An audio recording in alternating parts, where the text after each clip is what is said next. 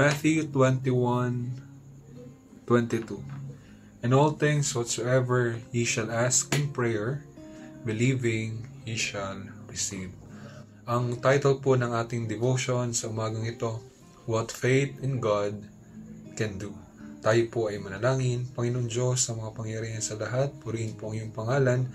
At sa umaga pong ito ay pagpalain niyo po ang aming 7-minute prayer and devotion. At nawa, O Diyos, ay mag-itong encouragement at madil po ng inyong salita ang pangailangan ng mga tagapakinig.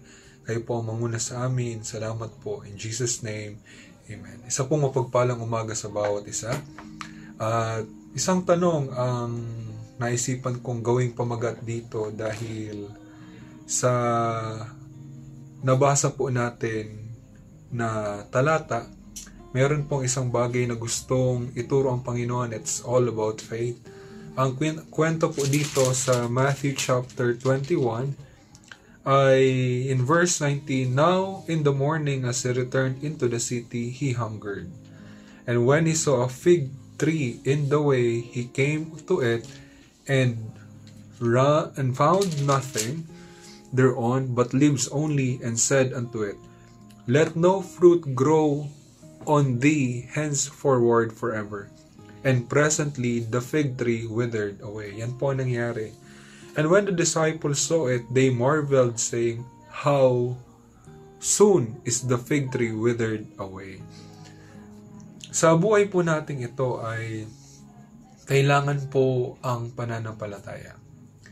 Yun po ang bagay na tinitingnan ng Diyos sa atin palagi kung meron ba tayong pananampalataya. Every time we pray, God is looking at our faith. And may mga panahon na ang prayer natin tila bagang nasa hanggang bubong lang ng ating tahanan. Tila baga may panahon ng ating panalangin ay walang power. Kaya po sa umagang ito, makikita natin sa salita ng Panginoon na kailangan ang pananampalataya. What faith in God can do. Ang sabi ng Diyos, it can move big things in our life. It can move big things in our life. Ang sabi ng Panginoon sa verse 21, Jesus answered and said unto them, Verily I say unto you, if ye have faith and doubt not. Ang ginamit ng Panginoon, if ye have faith and doubt not, ye shall not only do this which is done to the fig tree, but also if ye shall say unto this mountain, Be thou removed, be thou cast into the sea, it shall be done. Ginamit ng Panginoon ang salitang mountain. Ako po naniniwala na ang mountain po dito is a representation ng malalaking bagay sa buhay natin. Sa buhay po natin ito, meron po maari na mountain of problems na pinagdadaanan ka, o meron ka maaring mountain of miseries or mountain of negative circumstance na maaaring hindi mo alam kung paano malalagpasan. What God wants in us to see is none other than our faith. Ano po? Meron ka po bang problemang sobrang laki ngayon? Why not have faith in God na yung problemang yan kayang masolve? Meron ka po bang matinding suliranin, sakit, kung ano pa? Rather than to worry, why not ask God for help and have faith on Him? Yan po ang sabi ng Panginoon sa mga apostol niya dito, sa mga kasama niya. And pangalawa, what faith in God can do, it can accomplish the desires of our life. It can accomplish the desires of our life. I mean, in verse 22, and all things whatsoever ye shall ask in prayer, believing ye shall receive. Take note of the word, believing ye shall receive. Ang sinasabi ng Panginoon sa mga apostol dito, mag-pray kayo. Ang sinasabi ng Panginoon sa atin ngayon, sa talatang ito, Kung meron tayong naisin, kung meron tayong mga pangangailangan, kung meron tayong mga nais ma-accomplish sa buhay, ang sabi ng Diyos, and all things whatsoever ye shall ask. Kailangan nating hingin sa Diyos ito in prayer.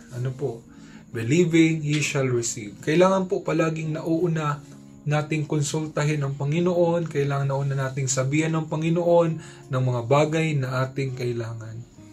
We need to ask God first.